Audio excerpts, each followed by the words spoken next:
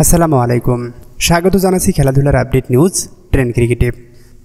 পাকিস্তানকে তাদের ঘরের মাটিতে হোয়াইট ওয়াশ করা বাংলাদেশ দলের প্রত্যাশা বেড়েছে ভারতের বিপক্ষে সিরিজেও। 2 দিন পরেই ভারতের বিমান ধরবে টাইগাররা। পাকিস্তান সিরিজ থেকে প্রাপ্ত আত্মবিশ্বাস আসন্ন ভারত সিরিজে বাড়তি অনুপ্রেরণা দেবে বাংলাদেশ দলকে। সিরিজের প্রথম টেস্ট অনুষ্ঠিত হবে 19 সেপ্টেম্বর থেকে 23 সেপ্টেম্বর পর্যন্ত। এরপর 27 সেপ্টেম্বর থেকে 1 অক্টোবর পর্যন্ত কানপুরে হবে সিরিজের দ্বিতীয় এবং শেষ টেস্ট। 2টি ম্যাচই আইসিসি চ্যাম্পিয়নশিপের অংশ। বাংলাদেশ দল ভারতে পৌঁছানোর আগ মুহূর্তে বাংলাদেশ দলকে অবহেলার সুরে একই বললেন ভারতের সাবেক wicket keeper batsman Dinesh Kartik.